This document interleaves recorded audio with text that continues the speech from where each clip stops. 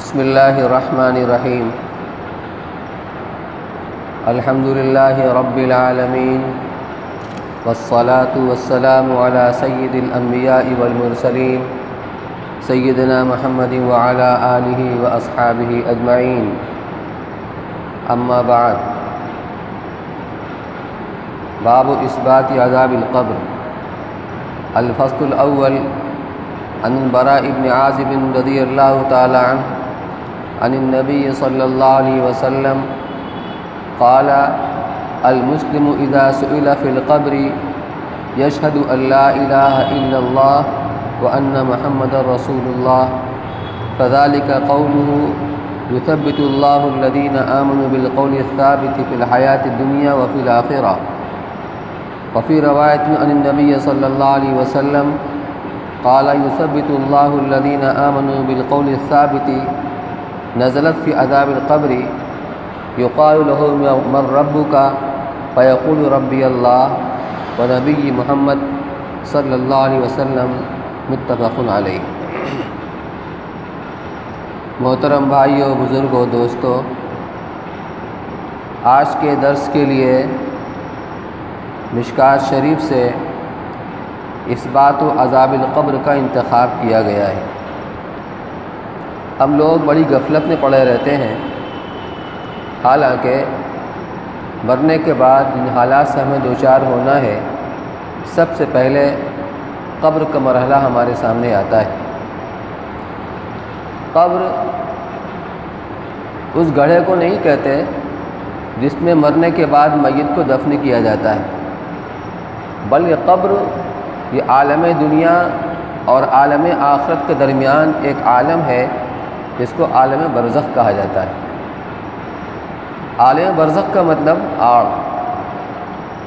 جیسے آج کے دور میں جب کوئی کسی بڑے سے ملاقات کے لیے جاتا ہے، اس کے ہاں جا کر پہلے اپنا کارڈ دکھلاتا ہے یا اپنا تعارف پیش کرتا ہے کہ فلاں صاحب آپ سے ملنا چاہتے ہیں، اور اندر آدمی جاتا ہے ان کو اطلاع دینے کے لیے، تو کہتے ہیں ان کو ویٹنگ روم میں بیٹھا دو، ہم بھی آ رہے ہیں.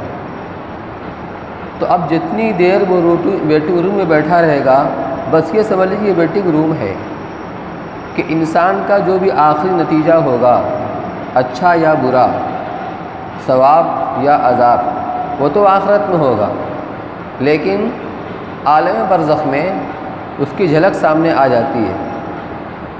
جو عذاب آخرت میں ہوگا، جہنم کے اندر ہوگا، اس کا تو کوئی اندازہ تصور نہیں ہو سکتا، لیکن قبر کے اندر بھی جو عذاب ہوتا ہے وہ عذاب معمولی نہیں ہوتا. دنیا کی زندگی میں ہم اس کا بھی تصور نہیں کر سکتے، لیکن بہرحال آخرت کے مقابلے میں بہت ہلکا ہوتا ہے. اسی لیے سورہ یاسین کے اندر ایک جگہ فرمایا گیا کہ قالوا یا ویلنا من بعثنا من مرقدنا. مرقد کہتے ہیں آرام گاہ کو. تو جب قیامت آئے گی اور سب کی قبریں شق ہوں گی اور مردے قبر سے نکلیں گے، تو یہ مشرکین اور منکرین قیامت جو قیامت کا انکار کیا کرتے تھے، وہ آپس میں کہیں گے ہائے ہماری کمبختی، ہائے ہماری بربادی، کس نے ہمیں ہماری آرام گاہ سے اٹھا دیا اور جگا دیا. حالانکہ مشرکین کو، منکرین کو، کافروں کو قبر کے اندر جو شدت کا عذاب ہوگا، احادیث کے اندر جو آتا ہے، وہ عذاب معمولی عذاب نہیں ہے. لیکن آگے جو عذاب و سختی اور ہولناکی آنے والی ہے، اس کے اعتبار سے انہوں نے اس کو مرقد کہا، آرام گاہ کہا، کہ بہرحال جو سخت قسم کا عذاب آگے آنے والا ہے، اس کے اعتبار سے انہوں نے قبر کو مرقد اور آرام گاہ کہا. ہم بہت بے خبر ہیں، غفلت کے اندر پڑے ہوئے ہیں آخرت کی زندگی سے، جس کی پہلی منزل قبر ہے. دوسری بات، قبر کے اندر جس طرح کے حالات پیش آتے ہیں میت کے ساتھ، اگر وہ نیک ہوتا ہے تو وہاں پر اعزاز و اکرام ہوتا ہے، اور فرشتے اس کے ساتھ اکرام کا معاملہ کرتے ہیں. جنت کی کھڑکیاں کھول دی جاتی ہیں، وہاں کی ہوائیں، خوشبوئیں، وہاں کے مناظر جس کے سامنے آتے ہیں، اور یہ اس سے محظوظ ہوتا رہتا ہے۔ اور روایت میں ابھی آگے آئے گی کہ تا حد نظر جہاں تک اس کی نگاہ کام کرتی ہے اسی قبر کو وسیع کر دیا جاتا ہے۔ لیکن اس کے برعکس اگر کوئی کافر ہوتا ہے، منافق ہوتا ہے، فاسق ہوتا ہے، تو اس کے ساتھ معاملہ سختی کا کیا جاتا ہے، عذاب اس پر مسلط کر دیا جاتا ہے۔ اگر کوئی یہ کہے کہ ہمیں تو نظر نہیں آتا، ہم رات دن گزرتے رہتے ہیں قبرستان پر سے، کبھی کوئی ہمارے سامنے ایسی بات نہیں آتی، تو یہ کوئی ضروری نہیں ہے کہ عالم آخرت کی چیز جو ہماری نگاہوں سے اوجھل ہے وہ ہم کو دکھلا دیا جائے یا ہمیں سنوا دیا جائے۔ یہ الگ بات ہے، کبھی کبھی اللہ تبارک و تعالیٰ اس کو مشاہد بھی کر دیتے ہیں اور وہ اس کو دکھا بھی دیتے ہیں، لیکن چونکہ عالم آخرت کی چیز ہے اس لیے وہ عام لوگوں کے سامنے نہیں آتی ہے، اور اگر وہ چیز مشاہد ہو جائے تو پھر ایمان کیسا؟ ایمان تو نہ ہے بن دیکھے یقین کرنے کا۔ اس کی مثال دنیا کے اندر بہت ساری چیزیں ہیں جس کو ہم اپنی آنکھوں سے نہیں دیکھ سکتے، لیکن ہمیں یقین کرنا پڑتا ہے، ہمیں یقین کرنا پڑتا ہے۔ مثال کے طور پر آدمی جب غذا کھاتا ہے اور جسم کے اندر وہ غذا جاتی ہے تو اس سے مختلف مراحل سے گزرتے ہوئے جو فضلہ ہوتا ہے پیشاب پاخانے کے راستے وہ باہر نکل جاتا ہے، لیکن جو کام کی چیز، کام کے اجزاء ہوتے ہیں اس پر سے خون ہے، اور اسی میں کیلشیم بنتا ہے، اسی میں آئرن بنتا ہے، اسی میں شوگر بنتا ہے، اسی میں سالٹ بنتا ہے۔ تمام ڈاکٹر یہ بتاتے ہیں اور ہم اس پہ یقین کرتے ہیں۔ کیا ہم نے دیکھا ہے؟ اپنی آنکھ سے دیکھا ہے ہم نے، لیکن یقین کرتے ہیں کہ نہیں؟ جب ڈاکٹر کہتے ہیں، ان کا تجزیہ ہے، تو حقیقتاً ایسا ہوتا ہوگا۔ اسی طریقے پر دو آدمی ساتھ ساتھ لیٹے ہوئے ہیں، ایک آدمی نیند میں ہے، خواب دیکھ رہا ہے، دوسرا آدمی بیداری کے عالم میں۔ جو خواب دیکھ رہا ہے اس نے خواب میں یہ دیکھا کہ اس کو پولیس کے آدمی آ کر پکڑ کر لے گئے اور جا کر جیل کے اندر ٹھوس دیا، اور اس کی پٹائی ہو رہی ہے، ٹھوکائی ہو رہی ہے، اور خوب چلا رہا ہے، تڑپ رہا ہے اور پکار رہا ہے اپنی مدد کے لیے، لیکن بغل میں جو آدمی پڑا ہوا ہے اس کو مطلق خبر نہیں ہوتی کہ کیا وہ جھوٹ بول رہا ہے۔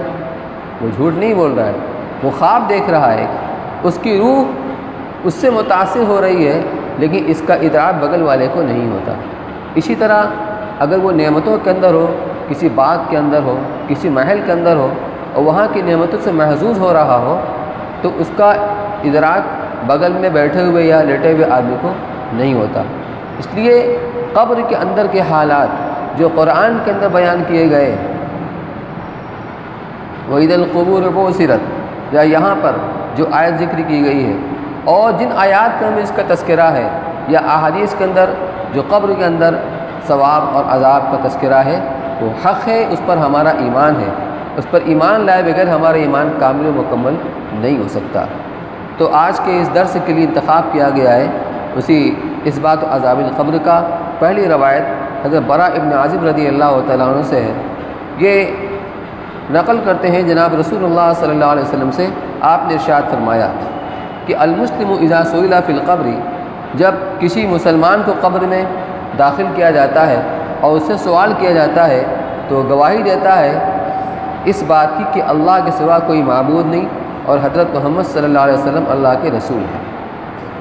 فذلک قول یثبت اللہ الذین آمنوا بالقول الثابت فی الحیات الدنیا وفی الآخرہ، تو یہی مطلب ہے اللہ تعالیٰ کی اس قول کا کہ یثبت اللہ الذین آمنوا، کہ اللہ تعالیٰ ثابت قدم رکھتے ہیں ایمان والوں کو بالقول الثابت، قول ثابت کے ذریعے دنیاوی زندگی میں بھی اور آخرت میں بھی۔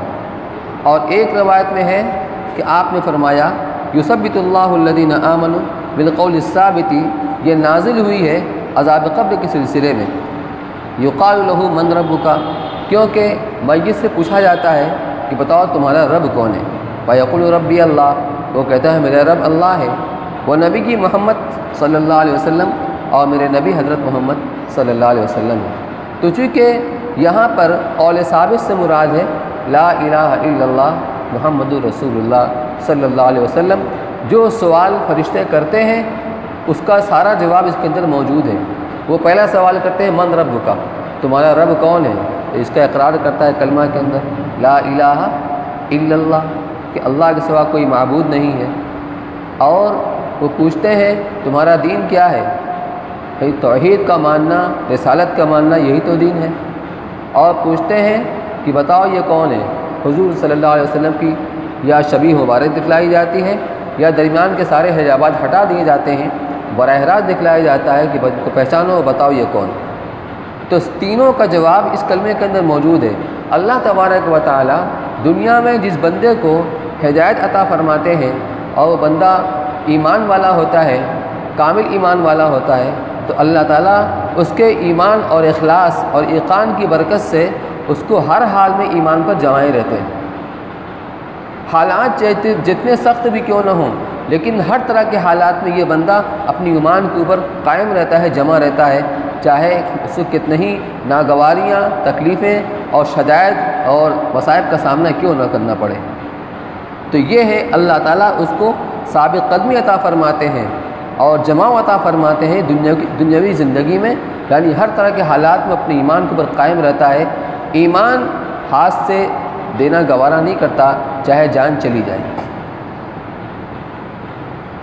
اور آخرت میں کیا مطلب؟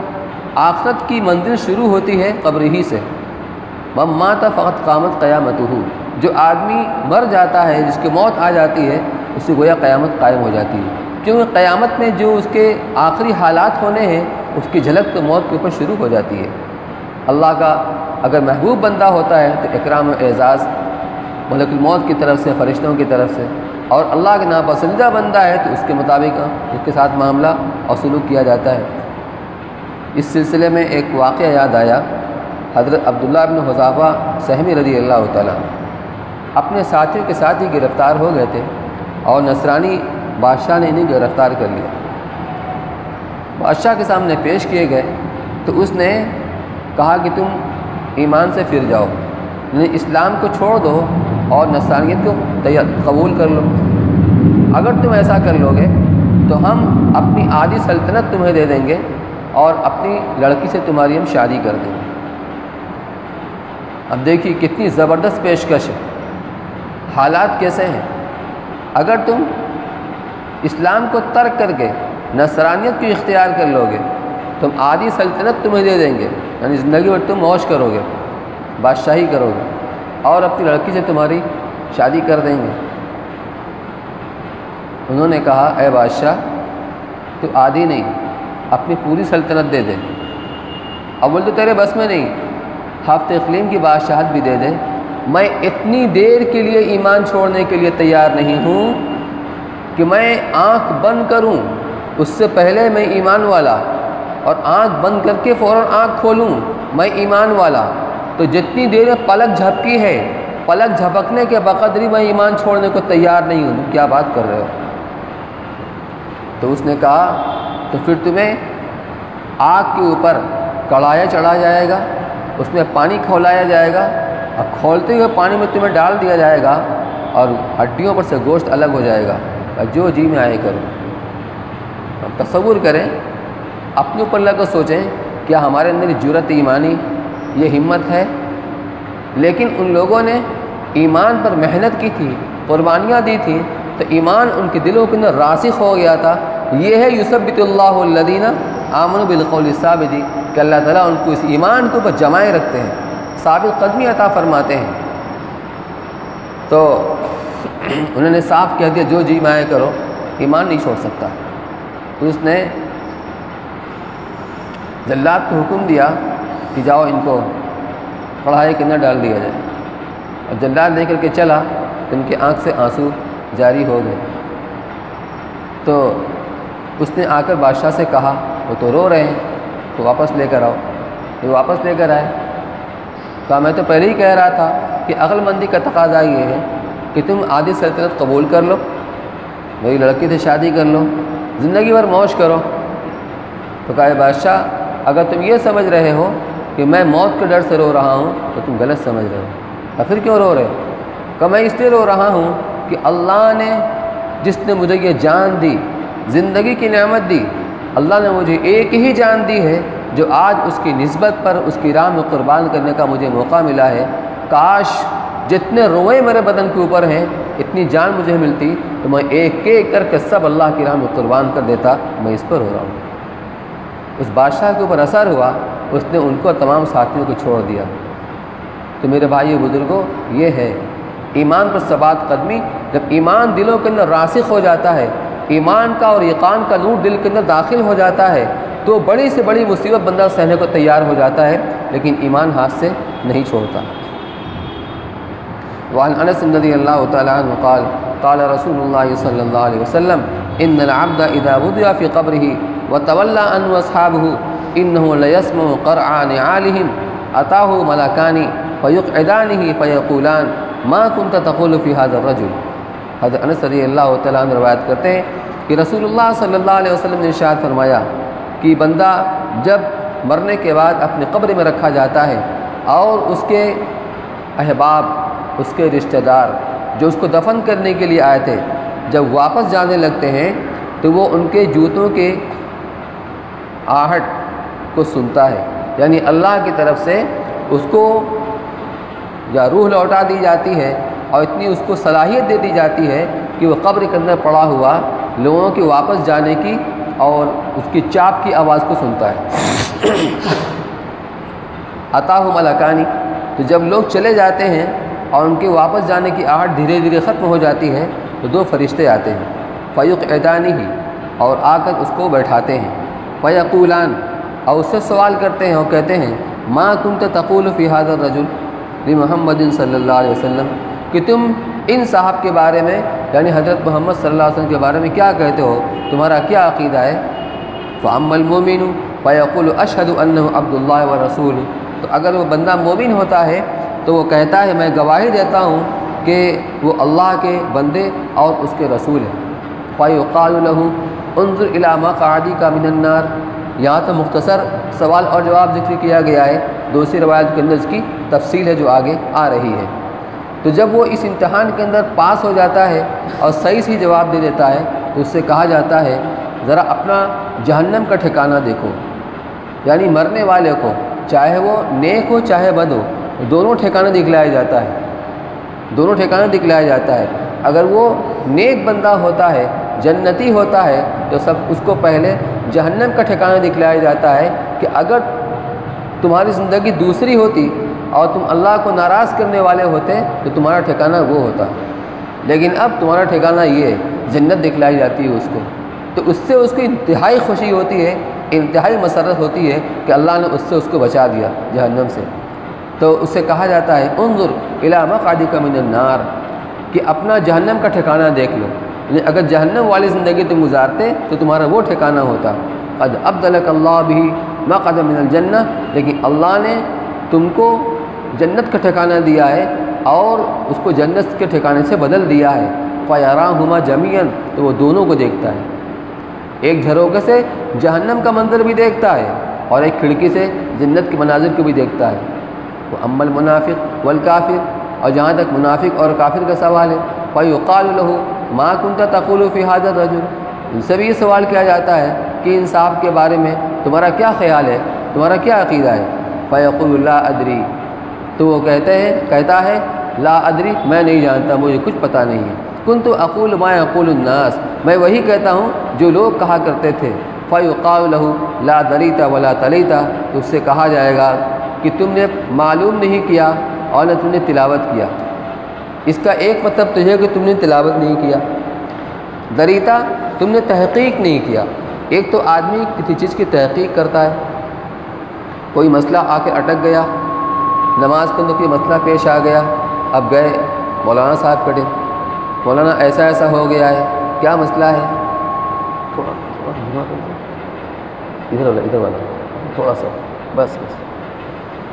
اب وہ اس کو بتلاتے ہیں تو وہ تحقیق کرتا ہے کہ میری نماز ہوئی کہ نہیں ہوئی، میری نماز ہوئی کہ نہیں ہوئی۔ تو ایک تو تم نے تحقیق نہیں کیا، دوسرے کہ تم اگر قرآن پڑھتے تو بھی تمہارے بات سمجھ میں آ جاتی، تم نے تلاوت بھی نہیں کی۔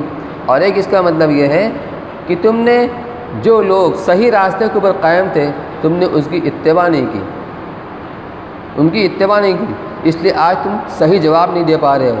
پھر کیا ہوگا؟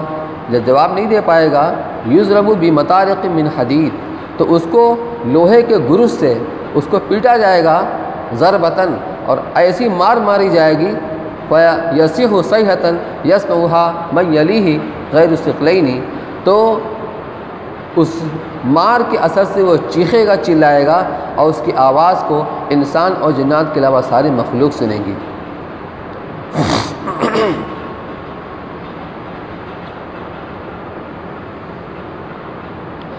اسی ایسی روایت آگے بھی ہے کہ عبداللہ بن عمر رضی اللہ تعالیٰ عنہ فرماتے ہیں کہ رسول اللہ صلی اللہ علیہ وسلم نے ارشاد فرمایا، ان احدکم اذا مات عرض علیہ مقعدہ بالغداۃ والعشی، کہ تم میں سے جب کوئی شخص مر جاتا ہے تو قبر میں اس کا ٹھکانہ صبح و شام پیش کیا جاتا ہے۔ ان کان من اہل الجنۃ فمن اہل الجنہ، اگر وہ جنت والوں میں سے ہوتا ہے تو جنت کا ٹھکانہ اس کے سامنے کیا جاتا ہے، وان کان من اہل النار فمن اہل النار، بس اور اگر وہ دوزخ والوں میں سے ہوتا ہے، جہنمی ہوتا ہے، تو جہنم کا ٹھکانہ اس کے سامنے پیش کیا جاتا ہے۔ فیقال ھذا مقعدک، اور اس سے کہا جاتا ہے کہ یہی تمہارا ٹھکانہ ہے، یعنی تمہارا آخری ٹھکانہ، حتی یبعثک اللہ الیہ یوم القیامہ، یہاں تک کہ اللہ تعالیٰ تمہیں وہاں پہنچائے گا قیامت کے دن۔ عن زید بن ثابت رضی اللہ تعالیٰ عنہ قال بین رسول اللہ صلی اللہ علیہ وسلم فی حائط لبنی النجار علی بغلۃ لہ ونحن معہ اذ حاجت بہ فکادت تلقیہ۔ حضرت زید بن ثابت رضی اللہ تعالیٰ عنہ فرماتے ہیں کہ جس دوران میں اللہ کے رسول صلی اللہ علیہ وسلم بنی نجار کے باغ میں سے گزر رہے تھے ایک خچر پر سوار ہو کر کے، اور ہم لوگ آپ کے ہمراہ آپ کے جلو میں تھے، اذ حاجت بہ، اچانک وہ خچر بدکنے لگا، فکادت تلقیہ، اور قریب تھا کہ وہ آپ کو گرا دے زمین پر، وَإِذَا أَقْبُرٌ سِتَّةٌ أَوْ خَمْسَةٌ، کیا دیکھتے ہیں کہ وہاں پر 5-6 قبریں تھیں۔ فقال من يعرف اصحاب هذه الأقبر، تو اللہ کے رسول صلی اللہ علیہ وسلم نے پوچھا، ارے بھائی کوئی جانتا ہے کہ یہاں کس کی قبر ہے، یہ کون لوگ ہیں، کب مرے ہیں، کس حال میں مرے ہیں؟ قال رجل انا، تو ایک صاحب نے کہا کہ میں جانتا ہوں۔ قال فمتى ماتوا، تو آپ نے پوچھا بتاؤ یہ لوگ کب مرے ہیں، کس حال میں مرے ہیں؟ قال فی الشرک، انہوں نے کہا کہ حالت شرک میں، یعنی زمانہ جاہلیت میں اور شرک کی حالت میں مرے ہیں۔ فقال ان هذه الامه تبتلى في قبورها، تو آپ نے ارشاد فرمایا کہ یہ لوگ اپنے قبروں میں ان کو عذاب دیا جا رہا ہے۔ فلولا ان لا تدافنوا لدعوت الله ان يسمعكم من عذاب القبر، اگر مجھے اس بات کا اندیشہ نہ ہوتا کہ تم اپنے مردوں کو دفن کرنا چھوڑ دو گے تو میں اللہ سے اس بات کی دعا کرتا کہ تم کو قبر کا عذاب سنا دے، الذی اسمع منہ، جس کو میں سن رہا ہوں۔ حضرات انبیاء کرام علیہ السلام کا شعور اور ان کا ادراک بہت قوی ہوتا ہے امتوں کے مقابلے میں۔ نبی تو بہرحال نبی ہوتے ہیں، اس لیے اللہ کے رسول صلی اللہ علیہ وسلم جو چیز دیکھ رہے تھے، جو سن رہے تھے، جو محسوس کر رہے تھے، وہ عام امتی نہیں محسوس کر سکتا۔ تو کہا جو میں سن رہا ہوں، اگر میں اللہ سے دعا کرتا تو اللہ تم کو سنا دیتا، لیکن اس کی دہشت ناکی کی وجہ سے تمہارا زندگی گزارنا محال ہو جاتا، مردوں کا دفن کرنا چھوڑ دیتے۔ ثم اقبل علینا بوجہی، پھر آپ ہماری طرف متوجہ ہوئے، فقال، پھر آپ نے فرمایا، تعوذوا باللہ من عذاب النار، تم اللہ کی پناہ چاہو، اللہ سے پناہ مانگو جہنم کی، نار جہنم کے عذاب سے۔ قالوا نعوذ باللہ من عذاب النار، تو سب نے کہا ہم اللہ کی پناہ چاہتے ہیں نار جہنم کے عذاب سے۔ قال تعوذوا باللہ من عذاب القبر، پھر آپ نے فرمایا اللہ کی پناہ چاہو قبر کے عذاب سے، تو ہم سب نے اللہ کی پناہ چاہی قبر کے عذاب سے۔ پھر آپ نے فرمایا تعوذوا باللہ من الفتن ما ظہر منها وما بطن، کہ اللہ کی پناہ چاہو ان فتنوں سے جو ظاہر اور چھپے ہوئے ہیں۔ قالوا نعوذ باللہ من الفتن ما ظہر منها وما بطن، تو ہم نے اللہ کی پناہ چاہی ان تمام فتنوں سے جو ظاہر ہیں، جو چھپے ہوئے ہیں۔ قال تعوذ باللہ من فتنۃ الدجال، پھر آپ نے فرمایا کہ اللہ کی پناہ چاہو دجال کی فتنے سے، تو ہم سب نے اللہ کی پناہ چاہی دجال کی فتنے سے۔ تو آپ نے یہ گویا کہ ان کو تعلیم دی ہے، یہ تعلیم ہمارے لیے بھی ہے۔ ایک تو ہم اپنے طور پر ایسے اعمال کو اختیار کریں جو عذاب قبر کا باعث نہ بنے، اور ساتھ ساتھ اللہ سے اس کی توفیق بھی مانگیں۔ ایک مرتبہ آپ ایک قبر کے پاس سے گزرے، 2 قبر کے پاس سے گزرے، تو آپ نے فرمایا کہ اس قبر کے اندر جو دفن ہے ان پر عذاب ہو رہا ہے، اور عذاب کسی بہت بڑی وجہ سے نہیں ہو رہا ہے۔ یعنی اگر آدمی بچنا چاہتا تو بچ سکتا تھا، لیکن لاؤبالی پن میں اپنی غفلت کی وجہ سے نہیں بچا، تو آج عذاب کو وہ بھوگ رہا ہے، جھیل رہا ہے۔ پھر آپ نے فرمایا ایک تو پیشاب سے نہ بچنے کی وجہ سے، پیشاب سے نہ بچنے کی وجہ سے اس کو عذاب ہو رہا ہے، اور ایک کو چغل کھوری کرنے کی وجہ سے ہو رہا ہے۔ تو گویا چغل کھوری کرنا یہ عذاب قبر کا سبب ہے، اور پیشاب سے نہ بچنا یہ بھی عذاب قبر کا سبب ہے۔ عربوں کے یہاں جو تجارت ہوتی تھی، جو ان کا مال ہوتا تھا، عام طور پر وہ اونٹ ہوتا تھا، اونٹ ہے یا بکریاں ہیں۔ تو جب آدمی اونٹوں ہی میں رہتا ہے، بکریوں ہی میں رہتا ہے، ان کو چرانا، ان کو کھلانا، ان کا دودھ نکالنا، تو ظاہر سی بات ہے پیشاب بھی کرتی ہوں۔ اب پیشاب کر رہی ہیں اور بیٹھے ہوئے چھینٹے پڑ رہے ہیں، کہا نہیں، احتیاط کرنا چاہیے، پیشاب سے احتیاط کرنا چاہیے، چاہے جانور کے پیشاب ہو چاہے انسان کے پیشاب ہو، اور خود پیشاب کرنے والوں کو بھی پیشاب کرتے ہوئے اس بات کا خیال رکھنا چاہیے چھینٹے اس کے اوپر نہ پڑیں۔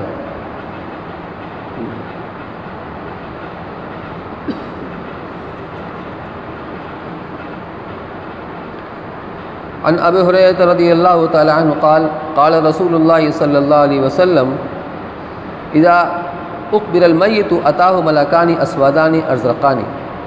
حضرت ابو ہریرہ رضی اللہ تعالیٰ عنہ روایت فرماتے ہیں کہ رسول اللہ صلی اللہ علیہ وسلم نے ارشاد فرمایا کہ جب میت کو قبر کے اندر داخل کیا جاتا ہے تو اس کے پاس دو فرشتے آتے ہیں جو کالے اور کیری آنکھوں والے ہوتے ہیں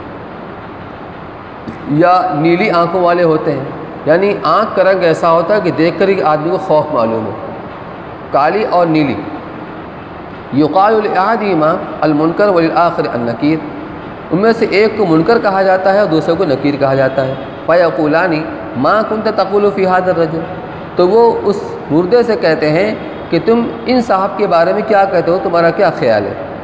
فیقول هو عبد اللہ، یعنی اللہ کے رسول صلی اللہ علیہ وسلم، یا آپ کی شبیہ دکھلا دی جاتی یا درمیان کے سارے حجابات ہٹا دیے جاتے ہیں، براہ راست دکھلایا جاتا ہے۔ هو عبد اللہ و رسول، وہ اللہ کے بندے اور اس کے رسول ہیں۔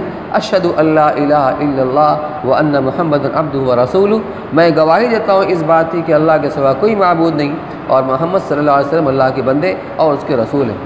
فیقولان قد کنا نعلم انک تقول ھذا، جب وہ جواب دیتا ہے تو فرشتے کہتے ہیں کہ ہمیں پتہ تھا کہ تم یہی جواب دو گے۔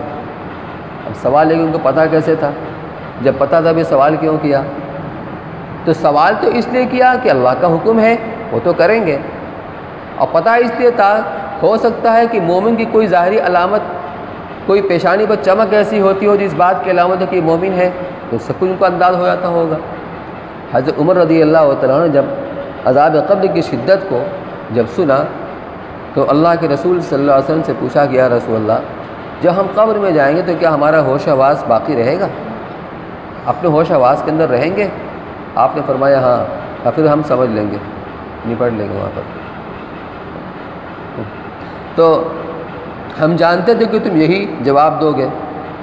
ثم یفسح له فی قبرہ، پھر اس کی قبر کو کشادہ کر دی جائے گی۔ 70 ذراعا فی 70، 70 گز چوڑی 70 گز لمبی۔ یہ بات دھیان میں رہے کہ عرب لوگ 70 کا جو عدد استعمال کرتے ہیں اس سے مراد 69 اور 170 نہیں ہوتا۔ جیسے ہم لوگ اپنے عرف میں بولتے ہیں سینکڑوں بار تم سے کہہ چکا ہوں، 50 بار تم سے کہہ چکا ہوں، اس کا مطلب یہ نہیں ہوتا گن کے میں نے 50 بار کہا اور گن کے 100 بار کہا، مراد کثرت ہوتی ہے کہ ایک دو بار نہیں، بار بار کہہ چکا ہوں۔ اسی طرح 70 کا عدد کثرت کے لیے آتا ہے، تو دوسری روایت سے معلوم ہوتا ہے کہ تحت نگاہ ان کے اوپر وسیع کر دی جاتی ہے۔ تو یہاں پر یہ ہے کہ 70 گز چوڑی اور 70 گز لمبی، یعنی چاروں طرف 70 گز اس کو وسیع کر دی جاتی ہے۔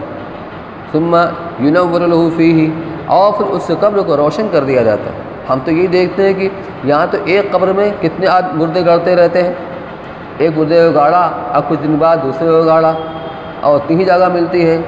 یہ ہماری ظاہری آنکھ دیکھ رہی ہے، ہم دنیا کے اندر ہیں، وہ عالم برزخ ہے، اللہ کو سب قدرت ہے۔ تو اس قبر کو روشن کر دیا جاتا ہے، اس میں روشنی کر دی جاتی ہے۔ ثم یقال له نم، پھر اس سے کہا جاتا ہے کہ تم سو جاؤ۔ فیقول ارجع الی اہلی فاخبرهم، تو جب اس امتحان کے اندر پاس ہو جاتا ہے اور اس کو کچھ انعامات دیے جاتے ہیں تو وہ خوش ہو جاتا ہے اور کہتا ہے کہ میں چاہتا ہوں ذرا اپنے گھر والوں کو میں خبر کر دوں اور بتا دوں کہ میرے ساتھ کتنا اچھا معاملہ اور سلوک ہوا ہے۔ جیسے بچے جو امتحان کے اندر پاس ہوتے ہیں اور ان کو انعامات تقسیم کیے جاتے ہیں اور انعام ملتا ہے تو اپنے گھر والوں کو دکھلاتے ہوئے خوشی محسوس کرتے ہیں اور چاہتے ہیں کتنا جلد سے جلد جا کر اپنے گھر والوں کو دکھلائیں۔ وہ مردہ بھی جب ان کے ساتھ یہ اعزاز و اکرام کا معاملہ ہوتا ہے اللہ کی توفیق سے تو وہ کہتا ہے کہ میں اپنے گھر والوں کو جا کر اس کی خبر کر دوں، بتا دوں کہ میرے ساتھ یہ معاملہ ہوا ہے۔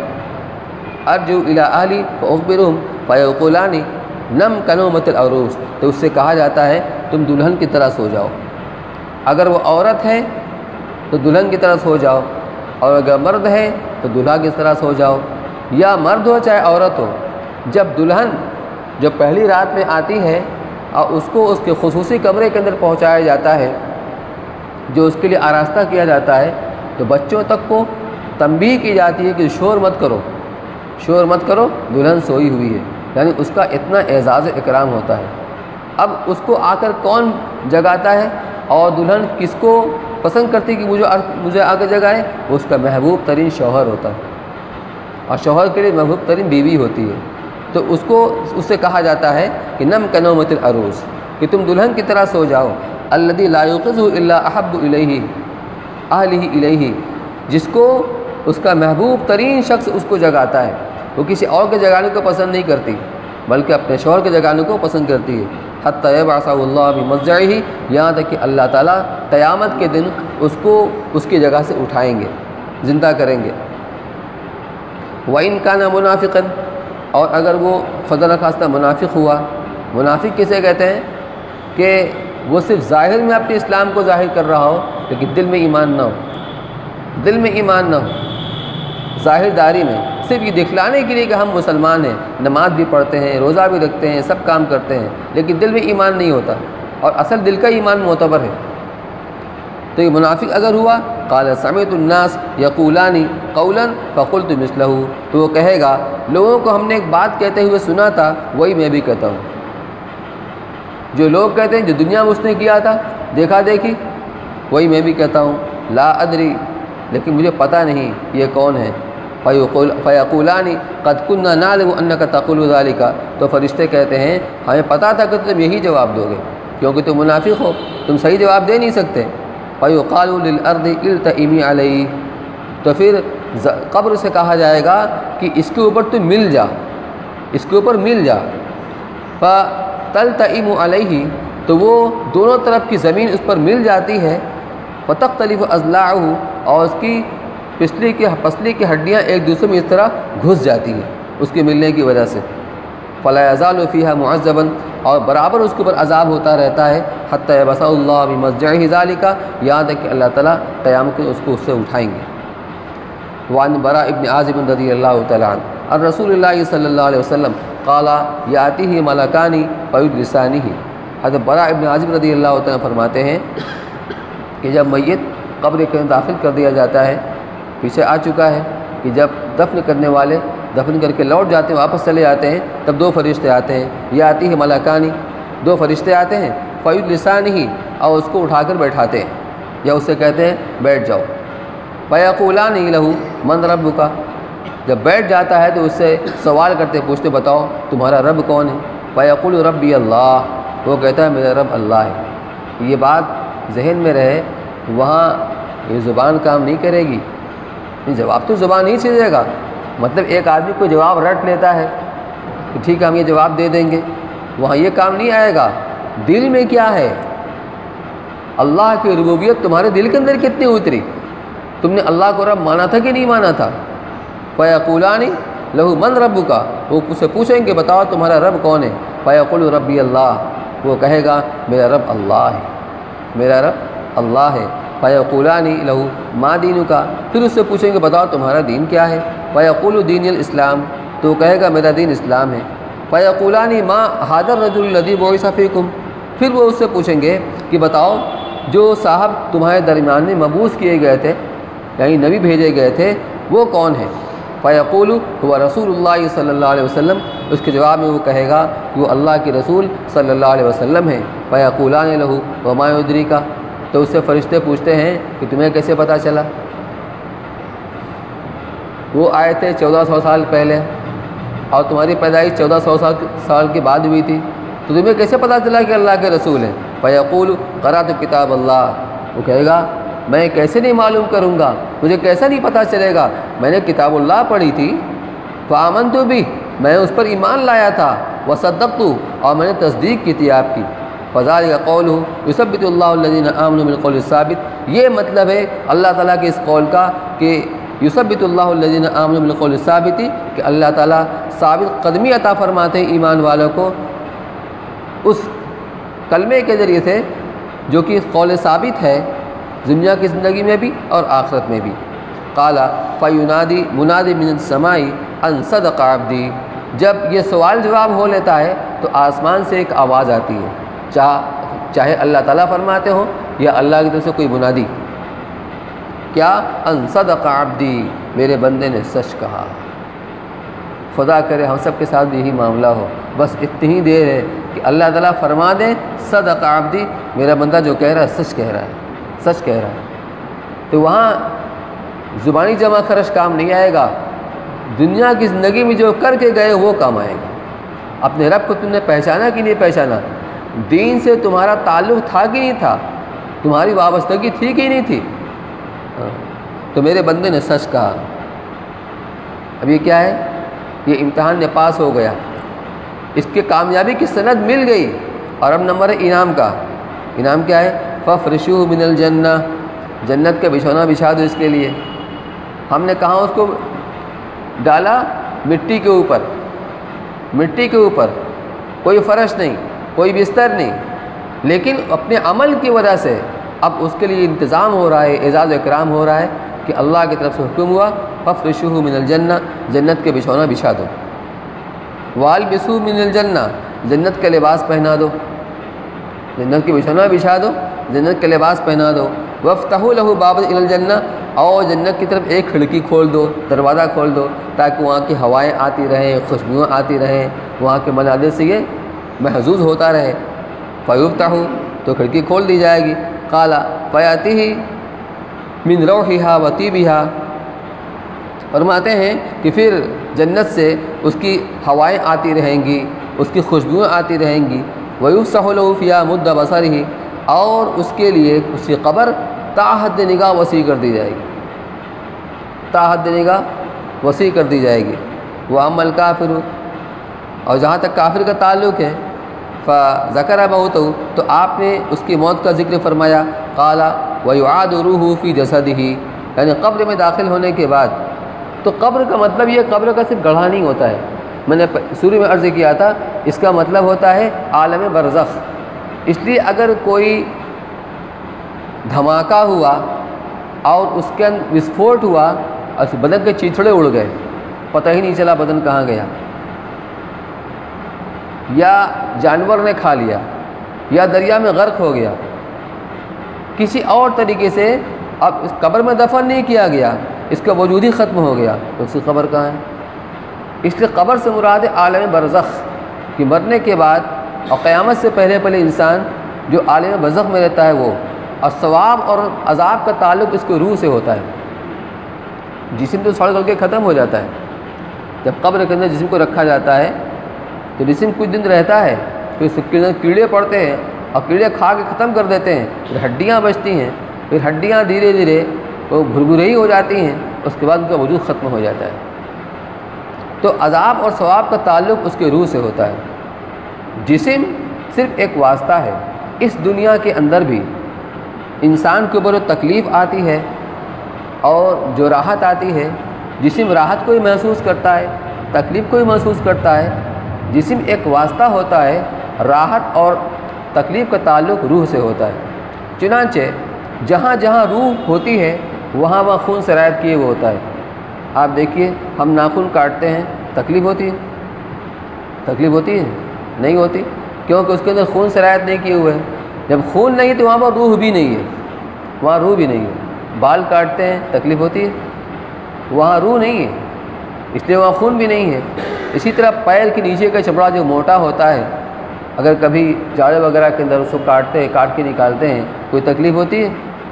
ذرا انگلی کو کاٹ کے دیکھیے کیا ہوگا، فوراً خون نکلے گا۔ تو جہاں خون ہوتا ہے وہاں روح ہوتی ہے، جہاں روح ہوتی ہے تو جب اس کو کاٹا جاتا ہے تو وہاں تکلیف ہوتی ہے، وہاں تکلیف ہوتی ہے۔ مرنے کے بعد آدمی کا ایک ایک عضو کاٹ دیجیے کچھ نہیں ہوگا، کیوں کہ جو چیز تکلیف اور راحت کو محسوس کرتی تھی روح، وہ وہاں سے نکل چکی ہے۔ تو روح کے ساتھ ہی ثواب کو اور عذاب کا تعلق ہوتا ہے، جس میں تو ختم ہو جاتا ہے۔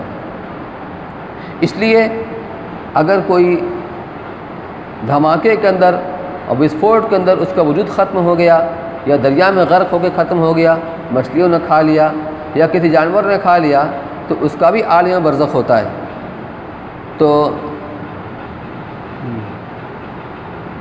جب کافر کا معاملہ ہوتا ہے یعنی مرنے کے بعد، تو اس کی روح کو لوٹایا جاتا ہے اس کے جسم میں، ویاتی ہے ملکانی، اس کے بعد 2 فرشتے آتے ہیں، فیض لسانی ہی، اور اس کو اٹھا کر بیٹھاتے ہیں۔ یہاں پہ تو کیا ہوتا ہے، مردوں کو جلاتے ہیں،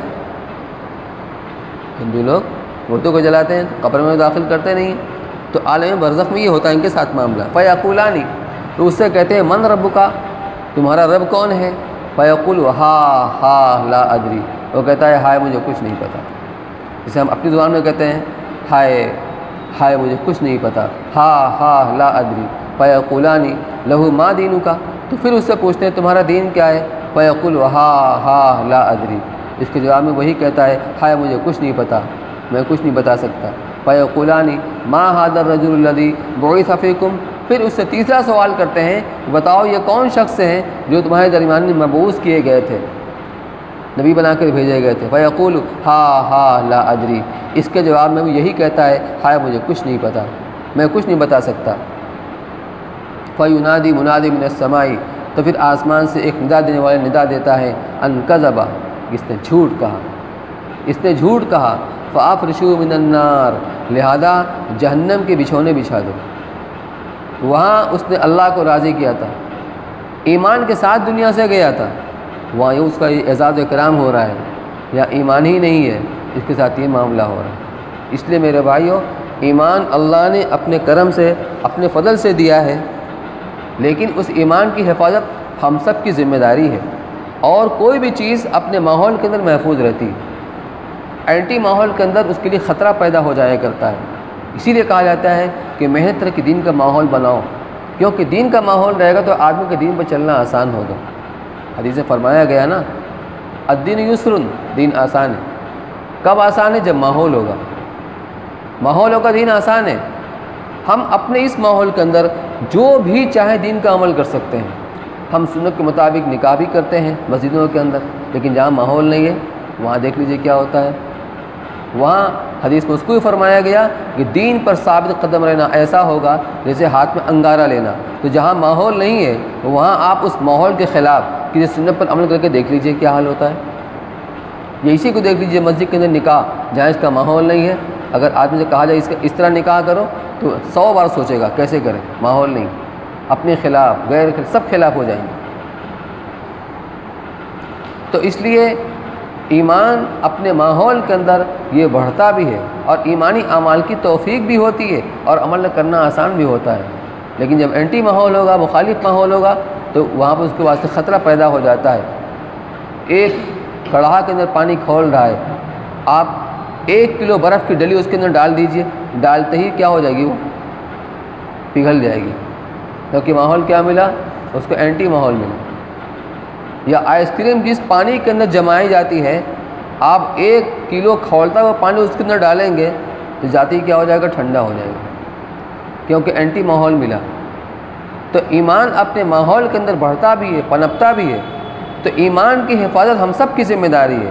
تو جب ایمانی اعمال کو اختیار کریں گے تو اس سے ایمان بڑھے گا، ایمان بڑھے گا۔ تو یہ اللہ کی بہت بڑی نعمت ہے کہ اللہ نے ہمیں مسلمان گھر کے اندر پیدا فرما کر ایمان والا بنا دیا ہے۔ اب ایمانی اعمال اختیار کر کے اس ایمان کو بڑھانا اور اس کی حفاظت کرنا ہماری ذمہ داری۔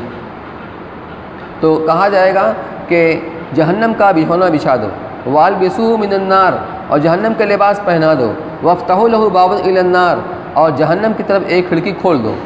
قال فیاتی من حرھا، اللہ کے رسول صلی اللہ علیہ وسلم فرماتے ہیں تو اس کی لپٹ، جہنم کی جو گرمی ہوگی، تپش ہوگی، اس کی لپٹ، وسمومہا، اور اس کی گرم ہوائیں اس قبر میں وہاں سے آتی رہیں گی۔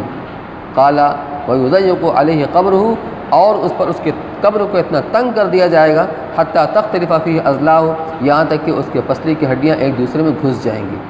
ثم یقید لہ اعمی اصم معہ مرزبۃ من حدید، پھر اس کے اوپر فرشتے مقرر کر دیے جائیں گے جو اندھے ہوں گے، بہرے ہوں گے۔ یہ اندھے بہرے کیوں ہوں گے؟ یہ اس کو سزا دیں گے۔ کبھی کبھی مارنے والے کو بھی ترس آ جاتا ہے، مارنے والے کو بھی اتنا مارتا ہے کہ اس کو ترس آنے لگتا ہے کہ چھوڑ دیتا، ہٹاؤ کتنا ماریں گے۔ کبھی اس کی چیخ پکار سن کر آدمی کو ترس آتا ہے کہ رہنے دو، بس کرو۔ لیکن وہ فرشتے جو اللہ کی طرف سے ان کافروں کے اوپر مقرر ہوں گے، وہ آنکھوں سے اندھے ہوں گے، کچھ نظر نہیں آئے گا، کچھ نظر نہیں آئے گا کہ ان کو ترس آئے، اور کانوں سے بہرے ہوں گے، اس کے چیخ پکار کی آواز بھی کان میں نہیں پڑے گی کہ ان کو ترس آئے، تو عذاب ہوتا رہے گا۔ اللہ ہم سب کی حفاظت فرمائے۔ معہ مرزبۃ من حدید، تو اس فرشتے کے ساتھ ایک لوہے کا گروز ہوگا، لو ضرب بہا جبل، اتنا بڑا ہوگا کہ اگر کسی پہاڑ کے اوپر اس کو پٹک دیا جائے، لصار ترابا، تو وہ مٹی اور راکھ ہو جائے، اس گروز سے اس کو مارا جائے گا۔ فیضربہ بہا ضربۃ، جب اس کو ایک مرتبہ اس سے ماریں گے، یسمعها ما بین المشرق والمغرب الا الثقلین، تو اس کی آواز کو انسان اور جنات کے علاوہ ساری مخلوق سنیں گی، مشرق اور مغرب کے درمیان جتنی مخلوق ہے سب۔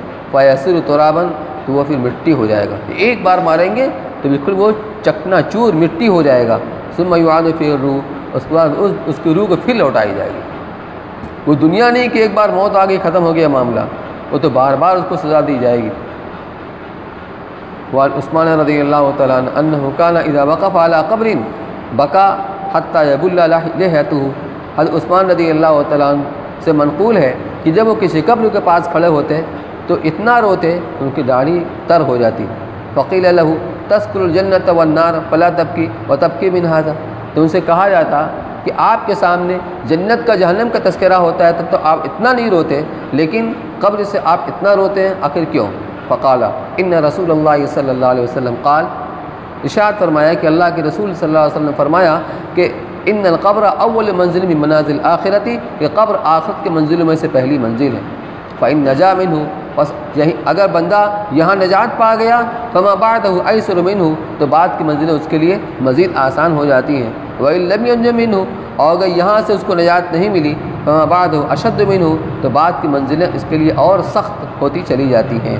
قال وقال رسول اللہ صلی اللہ علیہ وسلم، راوی فرماتے ہیں کہ اللہ کے رسول صلی اللہ علیہ وسلم یہ بھی ارشاد فرمایا، ما رأیت منظرا قط الا والقبر افظع منہ، میں نے قبر سے زیادہ بھیانک دہشتناک منظر اور کوئی نہیں دیکھا۔